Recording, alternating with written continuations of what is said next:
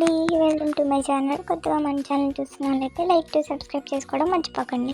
ఇప్పుడు egg curry ఇలా try చేయండి, సూపర్గా కుదురుతుంది. అలాగే టేస్ట్ కూడా బాగుంటుంది. సింపుల్గా ఈజీగా అయిపోతుంది. ఇప్పుడు మనం ఎగ్ కర్రీకి కావాల్సిన పదార్థాలు ఏంటో చూద్దాం.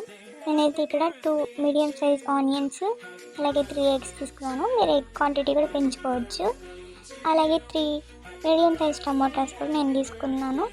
ఇప్పుడు కడాయి పెట్టుకొని దాంట్లోకి 2 టేబుల్ స్పూన్ ఆయిల్ వేసుకున్నాం.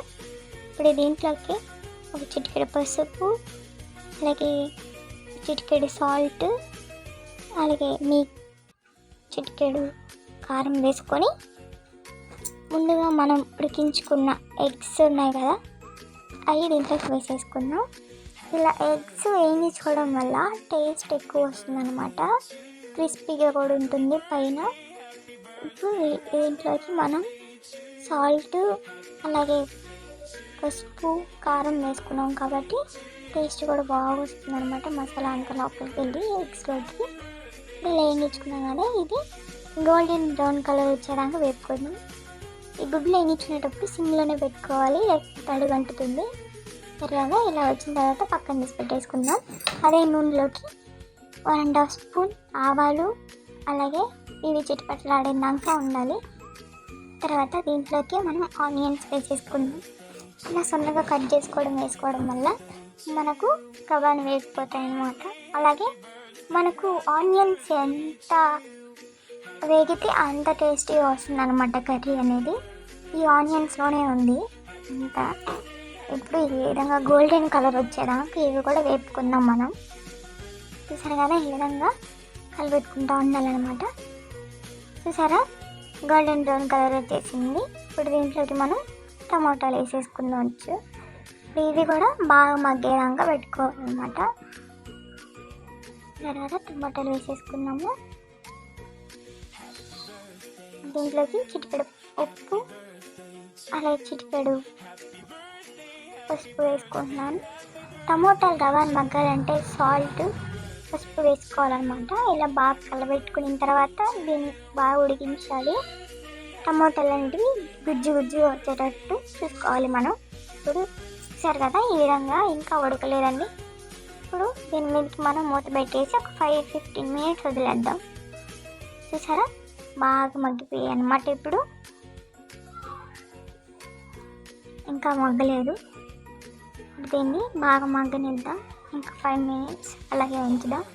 చూసారు కదా, ఇప్పుడైతే బాగా మగ్గిపోయాయి. ఇప్పుడు దీంట్లోకి నేనైతే 2 టేబుల్ స్పూన్ కారం వేసుకుంటున్నాను. మీకు స్పైసీగా తినే వాళ్ళైతే 3 టేబుల్ స్పూన్స్ వేసుకోవచ్చు. మీ టేస్ట్ తగ్గట్టు వేసుకోండి. దీంట్లోకి నేను 1.5 స్పూన్ ధనియాల పొడి వేస్తున్నాను. మీకు దగ్గర గరం మసాలా ఉంటే కూడా గరం మసాలా వేసుకోవచ్చు. నేను గరం మసాలా, చికెన్ మసాలా వేసాను, స్కిప్ అయిపోయింది వీడియో, సారీ డిస్టర్బెన్స్.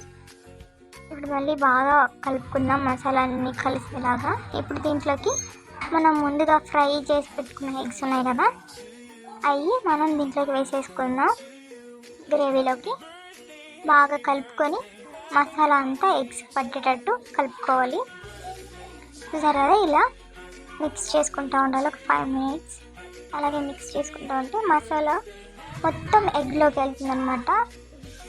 అప్పుడు టేస్ట్ అనేది ఎగ్ టేస్ట్గా ఉంటుంది. చూసారు కదా, ఈ విధంగా కలుపుకుంటూ ఉండాలి. కలుపుకుంటూ ఉంటే మసాలా మొత్తం ఎగ్లోకి వెళ్తుంది. ఇలా కలుపుకున్న తర్వాత మనకి గ్రేవీకి సరిపడంత, చూసారా, నీళ్ళు వేసుకోవాలి.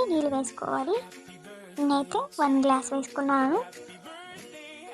మీరైతే గ్రేవీ మీకు ఎంత కావాలో అంత వాటర్ వేసుకోవచ్చు. ఆ గ్రేవీ అయితే నేను తక్కువ వేసుకుంటున్నాను. నేనైతే 1 గ్లాస్ పోసుకున్నాను. ఇప్పుడు ఇలా కలుపుకున్న తర్వాత మీకు టేస్ట్ చూసుకోండి, సాల్ట్ అన్నీ సరిపోయిందో లేదో అని చూసుకుని, సరిపోకపోతే మళ్ళీ వేసుకోండి. చూసారు కదా, లైట్గా ఆయిల్ వదులుతుంది. ఇంకా మన కర్రీ రెడీ అయిపోయింది. ఇప్పుడు లాస్ట్లో కొత్తిమీర